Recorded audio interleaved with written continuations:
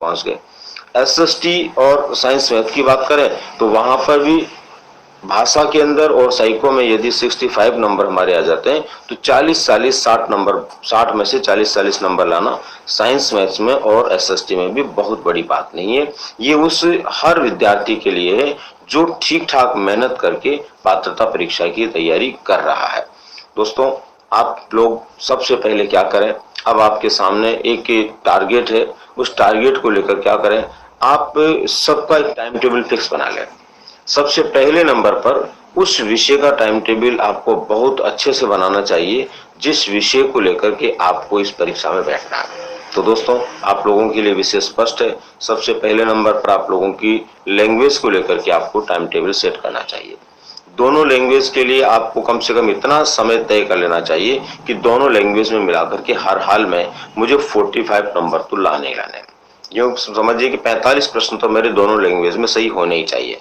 इस तरह से कितना समय आप उसको दे सकते हैं, रोजाना आप उसको 2 घंटे देना चाहते हैं, 3 घंटे देना चाहते हैं, वो तय करें। मनोविज्ञान में आपका टारगेट हो कि पूरे प्रश्न सही हो, लेकिन फिर भी हर हाल में 20 से 25 के बीच में मेरे प्रश्न सही हो जाएं, ये आपकी सोच हो। उसके आधार पर उसके लिए टाइम फिक्स कर लीजिए। मनोविज्ञान का पाठ्यक्रम सबसे छोटा पाठ्यक्रम आपके पाठ्यक्रम में, उसको केवल 1 बार, 2 बार, 3 बार भी आपने रिवाइज कर लिया और कुछ महत्वपूर्ण प्रश्नों को लेकर के प्रैक्टिस कर ली तो इजीली आप 20 से 25 प्रश्न उसमें सही कर पाएंगे। दोस्तों, इनके लिए आपका टाइम टेबल फिक्स हो गया। मान लीजिए इसके अंदर आपने अपना जो टाइम टेबल तय किया या आपने अपना टाइम टेबल बनाया वो इस तरह से बना लिया कि लैंग्वेज और साइको के लिए आपने तय कर लिया कि आप 6 घंटे पढ़ाई करेंगे, तीनों सब्जेक्टों को मिलाकर 2-2 घंटे। उसके बाद में आपके पास में बचते हैं आपके दूसरे सब्जेक्ट। लेवल फर्स्ट में मैथ्स और ईवीएस बचता है, लेवल सेकंड में साइंस मैथ और एसएसटी। उनके लिए दोस्तों अगर आपने कम से कम 3 घंटे का टाइम सेट कर लिया तो ये मान के चलिए कि आपके पास में आपके टाइम टेबल के अंदर जहां तक मैं मानता हूं 9-10 घंटे का समय हो जाएगा। और ये 9-10 घंटे का समय यदि आपने पूरे अभी जो आपके पास समय बचा है, जिसमें अप्रैल भी आपका बचा है, मई है, जून है, जुलाई है, ऐसे करके कम से कम आप इधर उधर भी चले जाते हैं, छुट्टी भी कर लेते हैं तो भी आपके पास में 3 महीने का पूरा समय है। यूं मान के चलिए कि 90 नंबर लाने के लिए 90 दिन आपके पास में है। वैसे तो ज्यादा आपके पास में समय है, आपके पास में पूरा मई है, जून है, अप्रैल के महीने में काफी टाइम है, जुलाई के में, लेकिन यूं मान के चलिए 90 नंबर आपको पात्रता के लिए लाने और उसके लिए 90 दिन का ही समय आपके पास में है। तो दोस्तों, अगर हम एक दिन का 1 नंबर लाने जितनी भी पढ़ाई करते हैं तो क्या हमारी पात्रता सिद्ध नहीं होगी? इसलिए बिल्कुल भी इस मामले में अपने को संदेह नहीं करना चाहिए और हर हाल में पूरे आत्मविश्वास के साथ में अपना टाइम टेबल बना करके उसके अकॉर्डिंग अपनी पढ़ाई शुरू कर देनी चाहिए। हालांकि मुझे उम्मीद है कि आप में से ज्यादातर लोगों ने अपनी पढ़ाई को एकदम बिल्कुल सटीक तरीके से शुरू कर दिया होगा।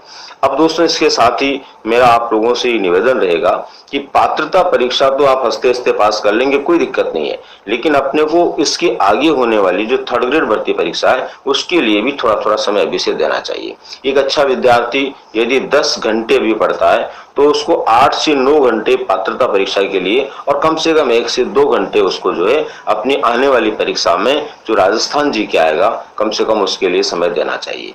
राजस्थान जीके के लिए यदि वो 1 से 2 घंटे भी देता है तो जहां तक मुझे उम्मीद है वो निश्चित रूप से बहुत कुछ उसमें इन 2-3 महीनों के दरमियान भी कर पाएगा।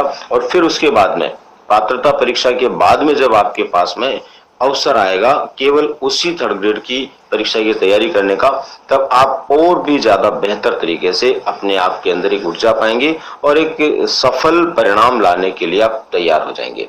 दोस्तों, मुझे उम्मीद है अभी पात्रता परीक्षा के लिए यदि आपने एक अच्छी रणनीति बना ली और 8-9 घंटे एवरेज उसके लिए आपने पढ़ाई शुरू कर दी, जिसमें फिर मैं एक बार बता देता हूँ आपको, भाषाओं को लेकर के, साइकोलॉजी को लेकर के आप लोगों को निश्चिंत रहना चाहिए और उसके लिए जितना आपके पास में मटेरियल उपलब्ध है, जितने प्रश्न आपके पास में उपलब्ध है, जो कुछ आपके पास में पढ़ने के लिए उपलब्ध है या पिछले नोट्स आपने बना रखे हैं वो उपलब्ध है, तो उनको बार बार रिवाइज करना चाहिए और उन्हीं के आधार पर एक अच्छी प्रैक्टिस के साथ में अपनी परीक्षा के लिए आप लोगों को बड़े मन के साथ में तैयार रहना चाहिए।